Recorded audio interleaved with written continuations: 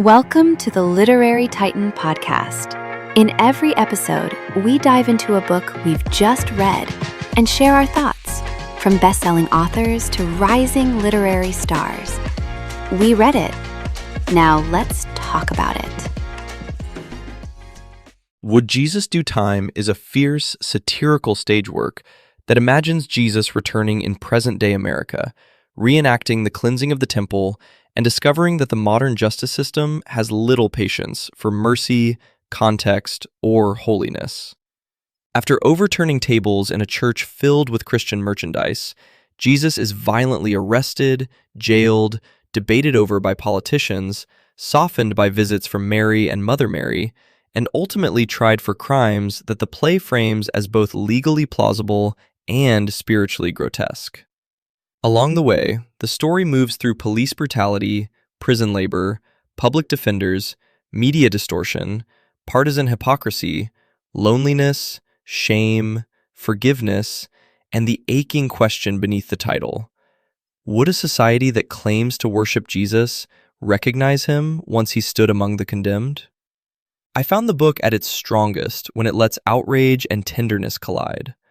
The scenes inside the jail gave the story its most human pulse for me, especially the conversations with Don, Guns, and Bo.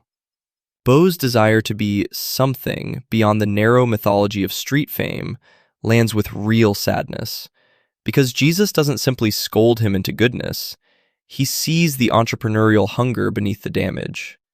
I also felt the ache of the visitation scene with Mary and Mother Mary, where the language of loneliness becomes more than a prison critique. It becomes a lament for all the ways incarceration strips a person of touch, responsibility, ordinary affection, and the small daily proofs of being alive. Chaffin is writing from a place of conviction, and that conviction gives even the roughest passages an unignorable heat. The writing itself is brash, profane, theatrical, and deliberately unruly. The musical numbers can sometimes feel biting and funny, sometimes blunt, yet they also give the piece its unique feel.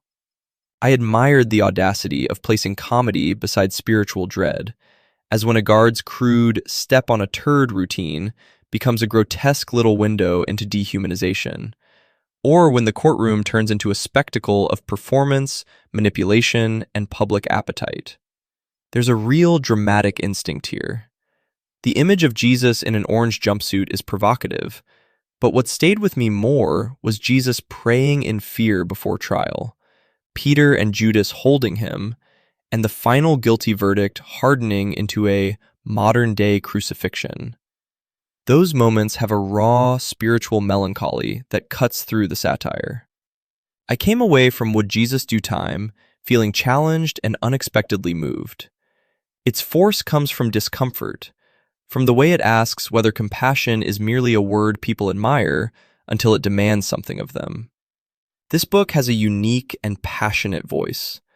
I'd recommend it to readers who are open to politically charged religious satire, prison justice narratives, experimental musical drama, and stories that use provocation not for shock alone, but to press hard on the soul. Thanks for joining us on the Literary Titan podcast. If today's review sparked your interest, be sure to pick up a copy of the book and experience it for yourself. If you enjoyed the episode, don't forget to subscribe, leave a rating, or share it with a fellow book lover. Until next time, keep reading, not just to escape, but to grow.